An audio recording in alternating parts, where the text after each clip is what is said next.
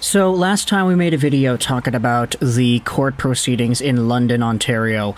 It went over the statements made by the lawyers of each of these five, well, let's just say hockey players. One of them is in the Swiss League, the other four were still in the NHL.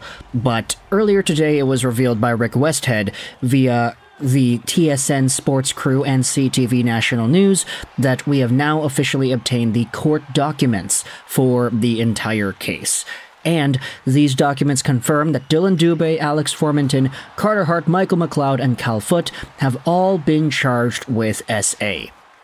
Now, when it comes to the charges themselves, they are repeated here in the court docs. We'll go out there and take a look at it as the video goes on.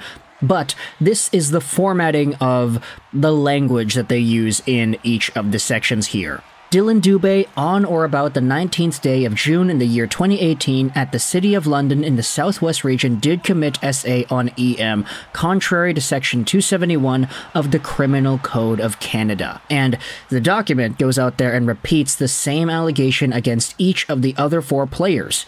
And for Mike McLeod specifically, it also says he's facing an additional charge of SA for being a party to the offense, in quotations.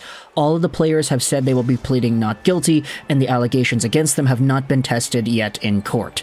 The players were arrested on January 26th, and their next appearance date is Feb 5, according to the documents.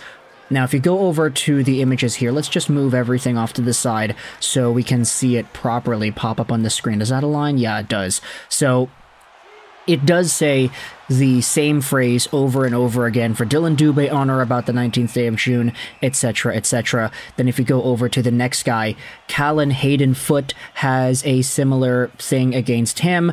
Alex Formenton has the same description for him. You have Carter Hart over here, and then Mike McLeod, who has two charges at the bottom here. The bottom one, the extra charge, does say similar things, that on or about the 19th day of June in the year 2018 at the City of London in the Southwest region did commit an SA on EM by being a party to the offense, contrary to the Section 271 of the Criminal Code of Canada. Now, there is a bigger discussion going on, asking whether or not, like, you know, what exactly is it that being a party to the offense means? And there are some discussions. There aren't any, like, official confirmations, I'd say. People are just kind of tossing out what they believe could be the case, but there are a bunch of questions like, what does the extra charge for McLeod mean? Does that mean that one of them committed the act and the rest were just present? Does it mean that he was the one who texted her? Presumably. So we're going to need to get details more so as the case and the court hearings go on.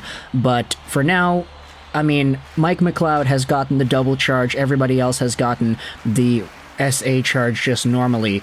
So with this all in mind, it does kind of, I don't know, it feels odd, because what I'm thinking about right now is the fact that Mike McLeod was one of the only guys, I'm pretty sure, that did not actually issue a statement when the investigations were starting up a year ago. And with that in mind, I mean, the New Jersey Devils still signed the guy to a contract, they still employed him, they still played him. Sure, you could give the benefit of the doubt, like, oh, they didn't know what was going on, they knew as much as we did.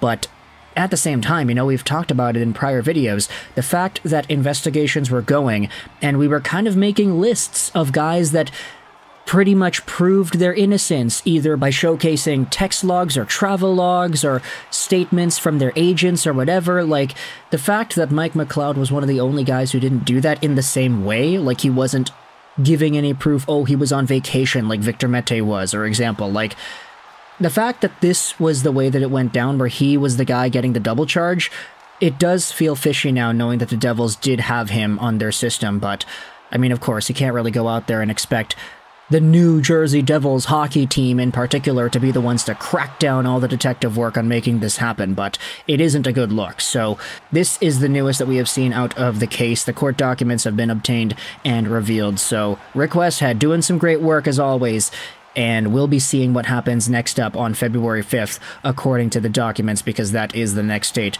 that these players are scheduled to appear.